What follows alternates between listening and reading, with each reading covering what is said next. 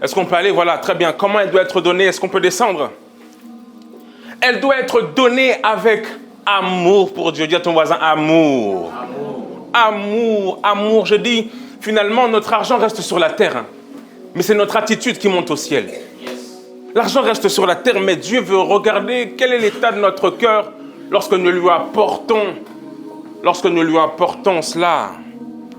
2 Corinthiens 9, 6, est-ce qu'on peut nous mettre ça? Ça doit être fait avec amour, Seigneur. Je ne suis pas sous un temps de loi. L'objectif n'est pas de dire, vous devez donner la dîme.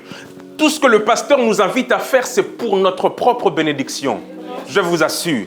Tout ce que Dieu même nous demande, c'est pour notre propre bénédiction. Il dit, je répandrai la bénédiction en abondance parce que vous avez donné avec amour. Que chacun donne comme il a résolu dans son cœur, sans tristesse ni contrainte. Car Dieu aime celui qui donne avec joie.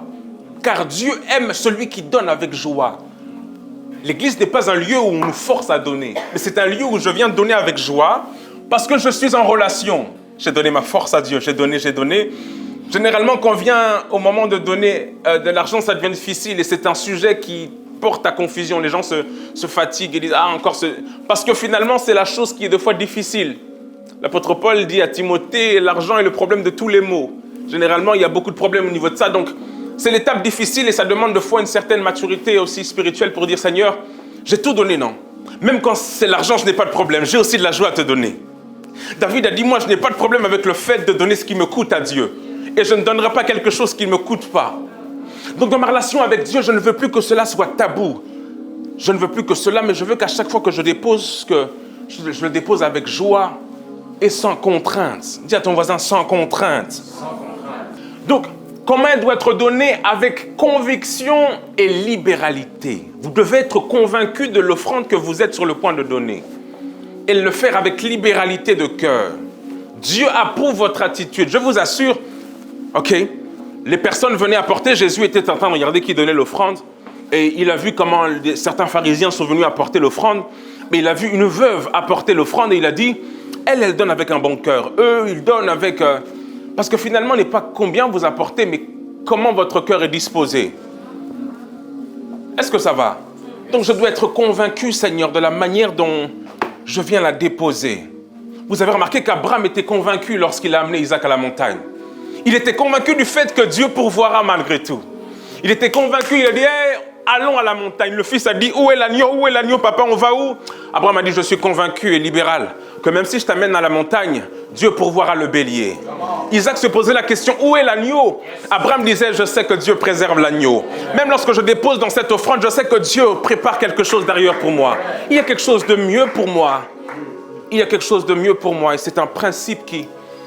J'ai beaucoup aimé le pasteur Isabelle dimanche dernier qui disait qu'il y a des règles du jeu qui ne changent pas. Il y a des règles de jeu qui donnent la victoire et qui ne changent pas. Je vous assure, en tant que pasteur jeune, je vais apporter de la nouveauté, du graphisme, toutes ces choses. Mais il y a des bases que je ne peux pas changer et modifier. J'apporterai de nouvelles révélations, des choses que Dieu va me donner, mais il y a des choses qui ne bougeront pas, qui vont servir de socle pour que chaque chrétien qui est dans l'église aille au prochain niveau de ses finances. Oui, des fois c'est la même chose qui apporte de nouvelles choses. Des fois c'est l'ancienne casserole qui fait bien le pandou. Il y a des mamans qui disent, non, donne-moi la vieille casserole là, c'est mieux. Maman, regarde la casserole comme elle est. Il faut des fois prendre la vieille casserole pour goûter le pandou ou le madessou de Maman Rose. Un jour, j'ai goûté le madessou de Maman Rose, je dis, Seigneur, toute mon enfance, Maman Rose, je ne peux pas oublier ce madessou. Même Elisa, je voulais dire, Elisa, moi j'avais une maman là, qui préparait le madessou là. Quand il tapait ça, j'étais même hier Arnaud n'était pas là, moi je mangeais seulement comme... Donc des fois, ce sont les vieilles casseroles qui font la bonne nourriture. Très bien.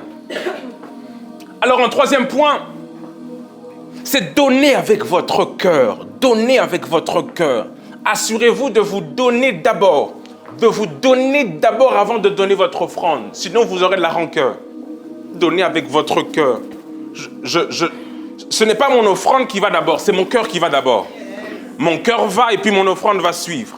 Mon cœur doit, je dois me donner tout entier. Tout entier. Dis à ton voisin tout entier. Lorsque je me donne à Dieu tout entier, rien n'est trop dur pour moi. Quand je suis avec Lisa, parce que je suis en amour avec elle, même lorsqu'elle me donne... Parce que j'ai besoin d'un Uber. Mais je sors parce que tout entier... Tout entier, non. Si le frère là ne veut pas payer Cindy, il n'est pas donné tout entier. Il est là, il dit 50, 50. 50, 50 de quoi? Tout entier ou pas tout entier? Si tu es tout entier, normalement, tu dis, je me suis donné tout entier en cette relation. Il faut que je le fasse avec tout mon cœur. Seigneur, toi et moi, on est en relation. Quand on me demande quelque chose, c'est mon cœur qui est ouvert à ça. Ouvert à ça. Allez, on y va. En point suivant. En point suivant. Donner en planifiant. Aïe, aïe, aïe. 1 Corinthiens 16, 2. 1 Corinthiens 16, 2. Savez-vous que, normalement, l'offrande se prépare le lundi? Je vous assure, même moi, je dis, Seigneur, moi, pardon, papa. Aïe, aïe, aïe, aïe, aïe, aïe, aïe, aïe, aïe, aïe, aïe, aïe, aïe, aïe, aïe, 16-2, 16-2. Que chacun de vous, le premier jour de la semaine, mette à part chez lui ce qu'il pourra, selon sa prospérité, afin qu'on n'attende pas mon arrivée pour recueillir les dons. C'est l'apôtre Paul qui parle. Il est en train de dire que j'arriverai sûrement un dimanche, mais vous la préparez déjà lundi. Parce que je sais que quand je vais arriver, vous allez sortir dans votre sac là, l'offrande noire là qui est au fond là-bas, vous allez venir apporter à Dieu. Normalement, l'offrande se prépare lundi. C'est-à-dire que le culte se finit. Lundi déjà, je prépare, Seigneur, c'est mon offrande pour dimanche. Et vous voyez? Et les gens de foi qui disent, oui, la dîme, vous prêchez que la prospérité. Mais il y a des principes qu'ils ne respectent même pas. Ils veulent prêcher tout, sauf le fait de donner à Dieu. Normalement, c'est lundi que je me prépare. Est-ce que ça peut être notre attestation de foi, Olive? Lundi, je me prépare. Je dis, Seigneur, ça c'est mon enveloppe pour mon offrande. Ça, c'est les gens qui vont dire, mais non, c'est trop, pasteur. Comment ça, lundi déjà? J'ai des courses déjà, Pénuel me regarde, tout le monde me regarde lundi. Généralement, c'est quoi, on va dire, c'est les offrandes qu'on cherche, surtout moi. Ah, moi. C'était quand on dit c'est les offrandes, j'allais dans les bureaux là-bas, j'allais chercher dans ma sacoche là. Au fond, si j'avais 5 € même de pièces, le reste des kebabs là que j'avais acheté, Seigneur. Et le fait de préparer son offrande montre à quel point Dieu a de l'importance pour vous. Vous savez, Jésus n'a mis en face que 2 principautés, Dieu et Mammon. Dieu et l'argent. C'est les seules choses qui fait, soit vous servez un, soit vous servez l'autre, parce qu'il sait que l'argent... Donc, je dois donner en planifiant. Le mois va commencer, Seigneur, regarde, je gagne peut-être ça. Regarde ce que sera mon offrande pour toi. Regarde ce que sera mon... Qu'est-ce que ça va? Est-ce que le pasteur enseigne? En 4e point, en point suivant, offrande et dîme, c'est donner régulièrement. Avec abondance. Avec abondance. 2 Corinthiens 9, 8. Donner avec abondance. Je suis en train d'enseigner des secrets qui feront de nous des véritables millionnaires en Christ. Des personnes qui atteindront de nouveaux paliers financiers. Vous savez, quand on respecte ça, on devient partenaire avec Dieu. Et on va le définir. Celui qui joue avec Messi gagne toujours. Hein. Celui qui joue avec... c'est qui? C'est Real de Madrid qui a gagné, non? Même si tu es remplaçant, tu gagnes la Ligue des Champions. Pourquoi? Parce que tu es dans la bonne équipe. Vinicius, c'est le gars avec le renard avec les... Il a des dents vraiment, lui quand il sourit vraiment, il sourit bien. Il a la joie, merci. Ouais. Ah Seigneur. Donc c'est donné avec abondance. Abondance, c'était où? Ok. Dieu peut vous combler de toutes sortes de bénédictions afin qu'en possédant toujours en toutes choses de quoi satisfaire à tous vos besoins, que vous ayez encore en abondance pour toute bonne œuvre. Que vous ayez encore en abondance pour toute bonne œuvre. L'objectif de Dieu, c'est de faire de nous des personnes riches, Willy. L'évangile ne fait pas de nous des pauvres. Mais Dieu a donné certains principes pour que celui qui reçoit Christ soit aussi épanoui dans ses finances. Dieu n'a pas de problème avec le fait que vous alliez à Dubaï et que vous répondiez à vos services. Mais si vous respectez ces principes, il est capable d'ouvrir les écluses des cieux. J'ai demandé à Dieu, Seigneur, donne-moi, je vais être millionnaire à 21 ans. Ah oui, moi j'avais des rêves, Seigneur, millionnaire à 21 ans. Et à mon âge aujourd'hui, il me dit, où est ta dîme? Parce que si tu ne respectes pas ça, finalement, tu vas être millionnaire pour moi, non? Placide, si je te donne ces millions, tu vas toujours rester là. Tu vas laisser Ridi, tu vas dire, ah désolé Ridi, ça va. Respecte ces principes pour que je vois dans ton cœur un cœur disposé à me suivre dans le parcours. Parce que si Dieu donne quelque chose trop tôt, ah ben pasteur, désolé, hein, j'avais... Ah ouais. Avec abondance, en étant régulier. Seigneur, c'est mon offrande. Je le fais avec joie, régulièrement.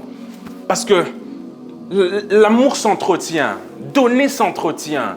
Je suis en relation avec toi. Je ne peux pas quelqu'un qui donne un jour et qui ne donne pas un autre jour.